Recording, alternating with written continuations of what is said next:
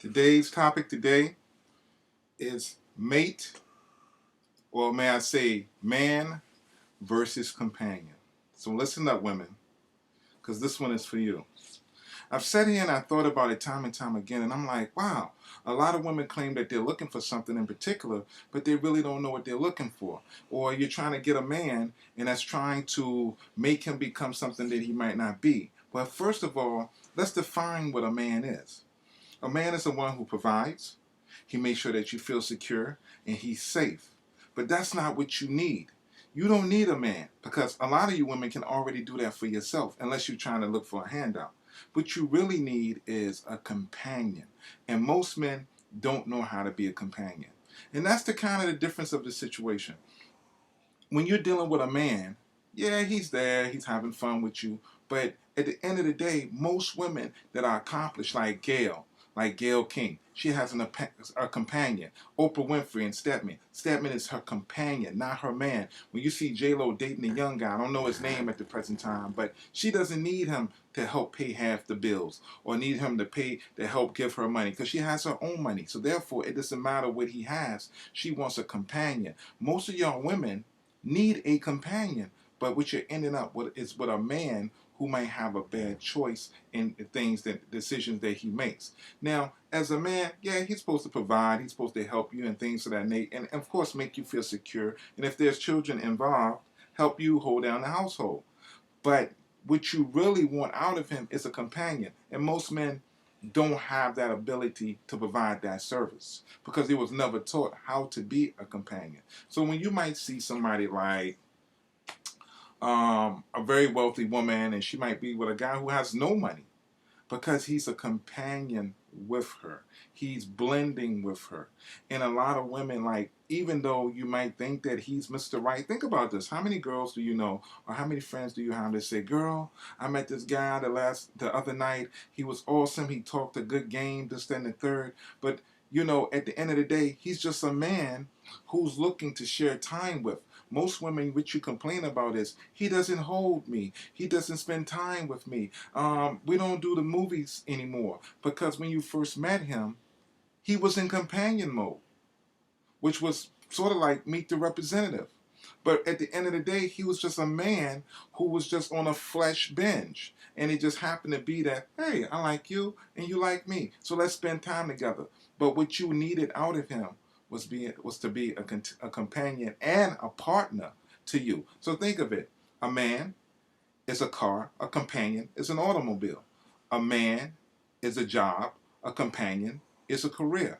So unless you find a man who's been versed in what companionship is or trying to be a partner, you will continue to spin around in circles. Because what happens is, what we think that we want, whether he can buy you Christian Louis Vuittons, whether he lives in the best area in the city in which you're from, whether he has a good paying job, he's still just a man. And remember this, even though he might have a Range Rover, unless your name is engraved on that passenger seat, you're not the only one who's riding in there, because he's being a man, not a companion. Let's go the companion way. If you get a puppy, that puppy will follow you all over the house, right? If you go in the bathroom, even if you drop the dirtiest load, that puppy is not moving. Sometimes when I was a kid, I had to build up portfolio. I had not portfolios, but I had to build up a fort, a barrier. Then I played the game to see if the puppy could get over it.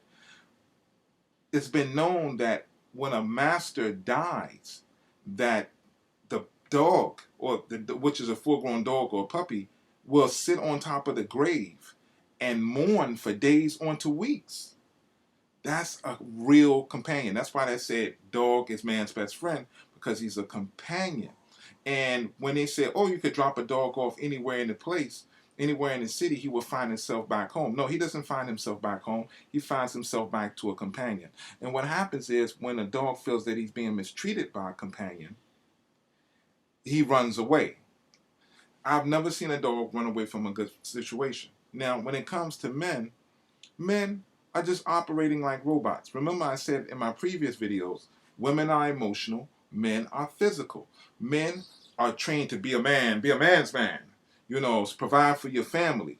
But that is not what women are craving. You're craving the attention and the bond and the building of a relationship.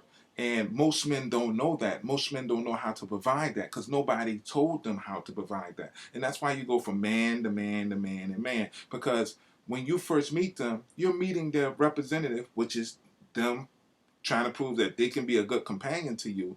But then it plummets down. And what happens is women are nurturing, but you stop nurturing. Like, if you have a man who's going hard for you, then you have to go hard for him. And then do another thing. Whether you're looking for a companion or not, never put standards on a person that you can't stand up to yourself. And one person told me one time is that never be a ex of mine said that one of her relatives said that you should always be with a man that can do more for you than her own daddy. Well, let's think about that. Um, what about when her daddy met her mother? Did he have anything? And that could go back and back and back and back. Things change. But women, you're looking for a man, but what you really need is a companion. Because if that wasn't the case, and if it wasn't about money and materialistic things, why do couples break up? Meaning $1 million couples like the Will Smiths and the Jada Pickett's and the Vanessa Williams and the freaking what's this guy name? The Rick Fox. Like, if you think about it, people who have been well suited, they still get divorced, so it's not the money. Or you might see a movie where a kid is like, Dad, and the father owns all this mad, and a whole lot of real estate and a lot of oil. And he's like, I just want you. And I listen to women. Women just want your time, man. Women just want your time. And they want to cuddle and they want to embrace and this, that, and the third. And another thing I want to address, think about this. Everybody's talking about The Notebook, the movie The Notebook, right? But ask yourself this question.